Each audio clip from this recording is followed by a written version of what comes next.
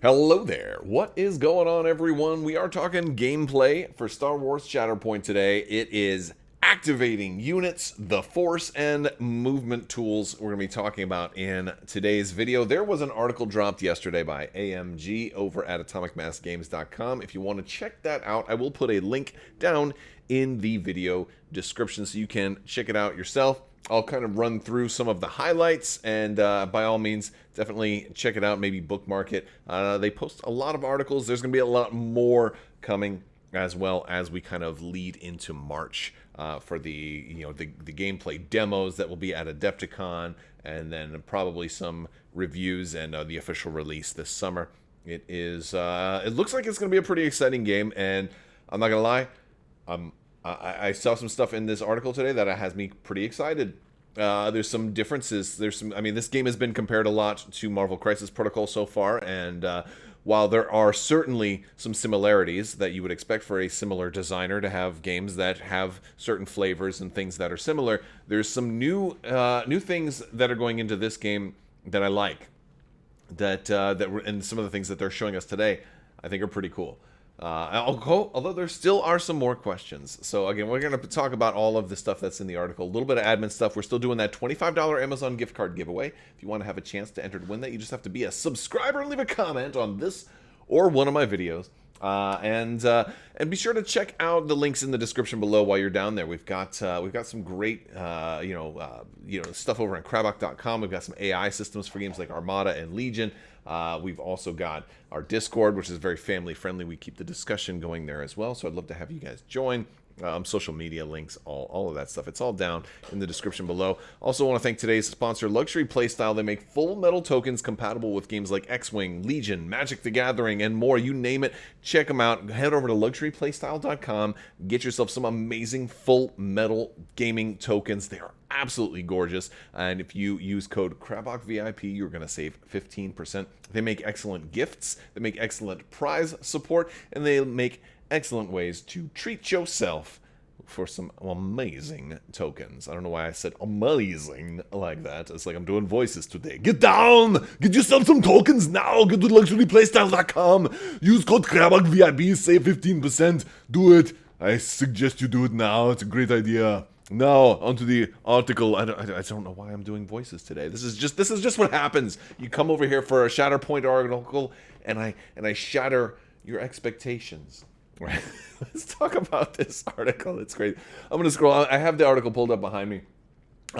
So first thing I talk about is the tools. Now, we kind of already knew about the tools already. You've got two movement tools. You've got distance tools. They did confirm, the range 2, 3, 4, and 5, with range 1 being the width of any of those tools, or this other tool here. Now, this is really an interesting, because we still don't know exactly what this tool does. It looks, it's kind of like it goes diagonally on the ground.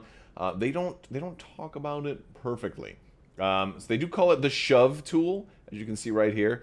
It is called the shove tool, which has me guessing, because they call it the shove tool, but it's clearly not like the other tools. It's like, okay, my guess is if you have like on an elevated piece of terrain and you want to push somebody off, you kind of use this to say how far down they can go. Or maybe this is used for jumping too. It has to be used for jumping, right? Like, of course it's going to be used for jumping. It only makes sense. But maybe if you shove somebody like with a force push, or maybe you melee push, maybe that's like the width of that tool is how far you can push somebody away. And with melee, and maybe the height of it is how far you can push people up or down with the force. Maybe you can lift people up. Maybe you get some Kanan and Ezra teamwork where they're lifting each other up and stuff like that. Maybe we'll see Star Wars Rebels characters in this game someday. Who knows? But we don't really know what this tool does exactly. Elevation's obviously a part of it because it is, it's like diagonal with those lines on there. But we don't know exactly how that works. So every time they answer some questions, they open up like some more. It's like Hydra, but for questions, right? By the way, side question, let me know in the comments section if you're a fan of Marvel Crisis Protocol, if you're familiar with the Hydra logo. They always say, kill one head, 2 more shall take its place. Then why is Hydra's logo an octopus? Because octopuses don't do that. You cut off one arm and now it's a septopus, right? So I don't understand. I don't understand any of that. Anyway, back to Star Wars. We're going to keep going with the article right now. Again, I'm crazy. I'm random today. It's just random stuff in this video. All right. I'm having a good time, too.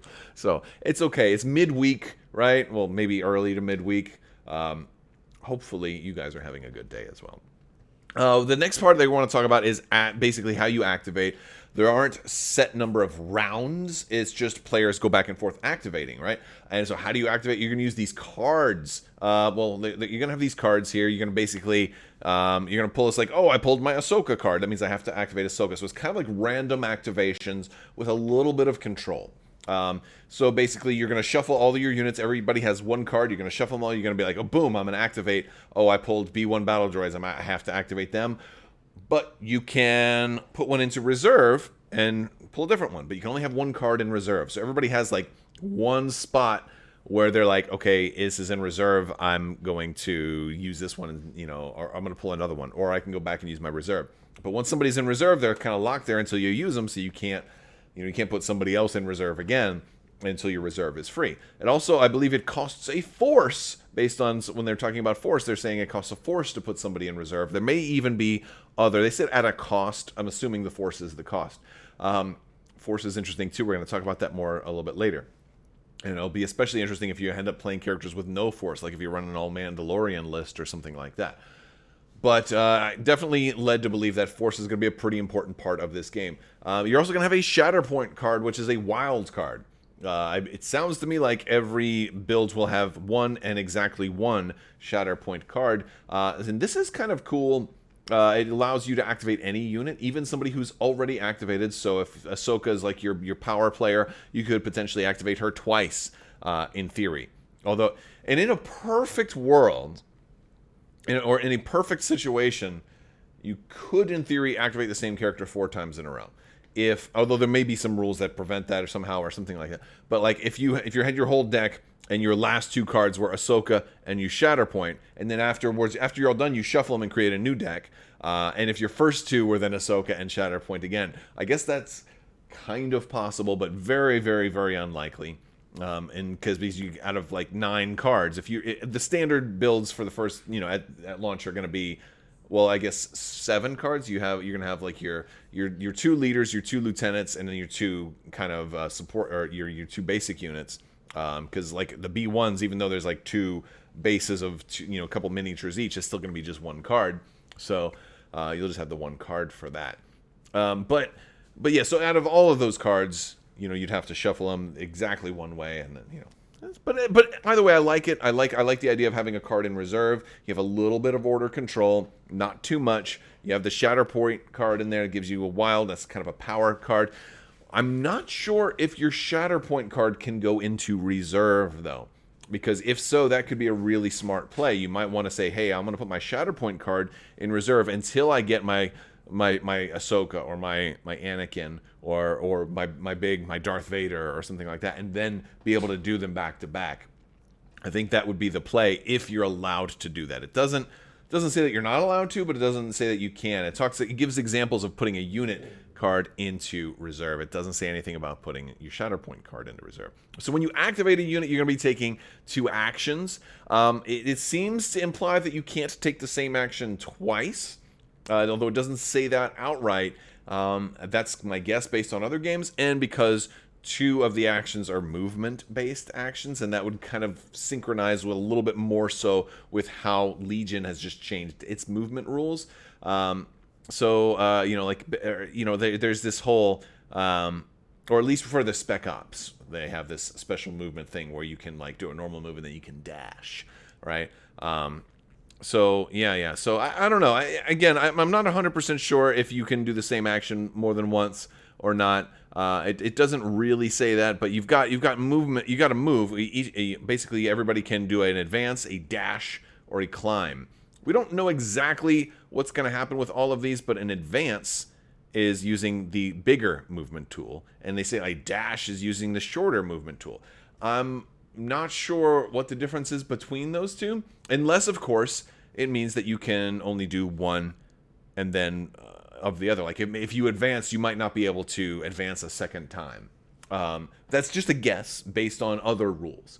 Advance might mean that you can't do it if you're too close to an enemy. Advance might have to be towards an enemy. Maybe a dash, you can be past an enemy. Maybe a dash, you can move out of engagement. Again, we don't know. It's a little bit of a guess. So you can do that. And then climb, I'm guessing, is going up on elevation, which, probably probably just the normal movement speed, unless, of course, maybe a bigger movement if you have the force or something like that and you're doing a force jump, or if you have a jetpack, or if you can fly somehow. But again, we don't know how exactly what advanced, dash, and climb really mean. We just have a little bit of hints that advance is the longer movement tool and dash is the shorter movement tool. But you can also focus, which is an extra die when you attack, which I like that. So I like the focus and shoot, or focus and attack. So you can focus and combat in a perfect situation, which is an attack and an extra die. Although combat is an attack. So if you're melee or ranged or whatever kind of attack you want to make there.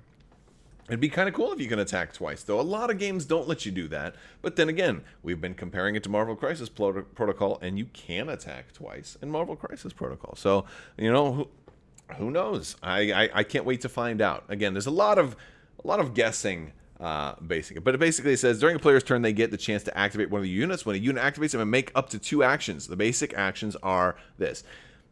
For all I know, you can make each action twice.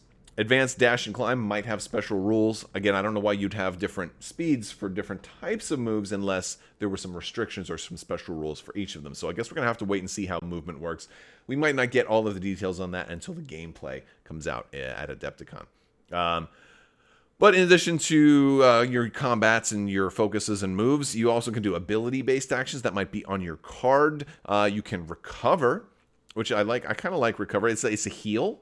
And you can heal yourself, or you can heal somebody else, or remove a condition card. So you can heal a friend, put a little band-aid on somebody. Anakin can just go to Padme and be like, "It's okay, sweetheart, I've got you." He probably wouldn't call her sweetheart on the battlefield. He would probably call her Senator to try to cover it up, though. He'd be like, "Senator, here, I have a special Bacta pack just for you." And she's like, "Bacta? That's really expensive stuff." And he's like, "Yeah, I brought it to the battlefield just for whoever might need it." And there's also take cover, which is kind of like a defensive action. So you get a hunker token, which will improve your defense against ranged attacks. So that's kind of cool. So those are all different actions that you can take, but you're only going to have 2. And so you're going to have to choose if you want to maybe you want to shoot and then have some defense against the returning fire that's coming for you. You can, do a focus and combat, or you can, I think if you're going to focus, the next attack adds 1 die to its attack roll. I don't see why you would ever focus an attack if you could just attack twice, because unless an attack only has 1 die, doing 2 attacks would always be better, right? Question mark over my head? I mean, maybe I'm wrong. Again, we'll have to see. My gut tells me that these are kind of once per activation, because if I can heal twice, maybe that's really strong. Maybe it's not. I guess we'll see. Can I take cover twice? What would that even do? I think each of these actions is once per, though. With the move might be an advance, 1 dash, or 1 climb, and maybe you can do 1 of each, or up to 2, right? That's my guess. We'll have to see. So again, we got the unit cards. We have those. We're going to be pulling out unit cards. We're going to have force. And apparently force is something that happens only at the beginning of the game. So I would kind of almost liken this to points that you have that you're getting just at the start, and then you spend those throughout the game. And if you spend them all too early, then you're out. So almost like command points for a Games Workshop comparison a little bit. But depending on the game you're playing, you might get those refreshed or whatever. It looks like, based on this article, you're only getting force at the beginning of the game. Your leaders are typically the only ones who have force. Like a Padawan Ahsoka doesn't have any force. So you're getting force based on your leaders. There probably will eventually be, lieutenants and support units that have force, but they'll probably be pretty rare, is kind of what this article implies. So you're going to be getting force, maybe 4 per character if you're running 2 Jedi or something like that. And those are going to be your command points that you can, your force points that you can spend on certain activations like force jump, right? And this is, and so you can only do that so many times. So you have to be kind of careful. Like, do I want to use all my force early and do and do some really powerful stuff? They have a lot of blurred out information on Anakin too. This bottom one has a lot of text. I think this is particularly a juicy ability, but we don't know what it is. We don't know how much health he's got or whatever this stat is here. Don't know. I guess we will see. Also, I'm curious, like, how much, like, where his attack information is, too. You know, like, how many dice does his lightsaber swing, right? If this is the front and this is the back, I feel like I want more information. But maybe that's his attacks. Maybe he's got attacks that are on these cards. I don't know. There's so much more. I want to learn more about combat, and they're going to do more articles about that. So that's pretty interesting. But yes, so very interesting stuff. I think there's a little bit more that we can read between the lines. General Anakin Skywalker here says, each character in this unit may, that jump symbol, it's probably a climb or a dash or an advance or something like that. I'm not sure. I'm guessing climb. That you can probably do as a bonus, right? Maybe this doesn't count as one of your actions. Maybe it does count as one of your actions. I'm guessing if you're spending a force to do it, it's probably a bonus. But why does it say each character in this unit? We know that a character is a miniature that's part of a unit. We know that Anakin Skywalker is a unit of 1. Right? You see this little thing right there? That little bloop, bloop, bloop. That guy right there? That means he's just 1. Why would it say each character in this unit? I mean, that's good future-proofing, but why would he need that? Unless, of course, there's a way to eventually add R2-D2 to Anakin Skywalker, which would be pretty cool. Or somebody else. Like, maybe there's a way to add, like, extra characters to a particular unit. Or it also could have... Maybe you will have hostages that you have to rescue, and then you're force jumping, you're pulling the hostage with you, or, like, you're rescuing somebody, they get to come with you, too. Maybe it's something like that. I don't know. I just thought that's a kind of a little thing that I noticed from the article. Again... all of these things that we're getting are really useful information and very go a long way towards giving us a little bit more of an idea of what gameplay might look like. Of course, I know a lot of people are still really, really wanting to see how the gameplay is going to play. But every time we get these articles, it has me asking more and more questions. But I guess one question that this answered is what your turn is. You're just going to be... So, like, remember, you can score points every turn. I was thinking to myself... boy, so if every time I run out of units, right, in my unit pool, in all these cards, let's say all I've got left is Anakin. I've lost everybody else. That means I'm going to be activating Anakin every single time. And boy, that could be really strong, right? I just have Anakin going and going and going over and over and over again. Every single time you'd have to activate somebody else. So, like, it's a little bit more of an advantage to me to start losing people, like you losing weaker units early, right? Maybe. But you score after every one of your activations. And that means that the game is going to be over pretty quickly before I can lose. And one of the ways you're going to score and build up momentum and stuff is by shooting enemy people. So if I've lost everybody and Anakin's the only one that's left, I've probably already lost the game by that time. That's my guess. Again, we'll have to see. As more information comes out, it's I don't know. This is just a little... This is very much like an appetizer. They're really just whetting your appetite one article at a time for this game. Let me know your thoughts down in the comments section, folks, though. There's a lot here. It's pretty juicy, and it has me really wanting more information. But I want to hear what you guys think. Let me know some of your thoughts. What are some of your dream teams? What are some of the things you hope come out for Shatterpoint? And, let me know if you're pre-ordering or if you're even on the fence about it. All right, guys, that's going to do it for today's video. I want to thank you all so much. Big thanks to my patrons. You guys are amazing and help make this channel possible. So thank you for your continued support. I will talk to you later. May the force be with you. Live long and prosper. Be excellent to each other. Party on, dudes. So say we all. Cowabunga! And always wash your socks.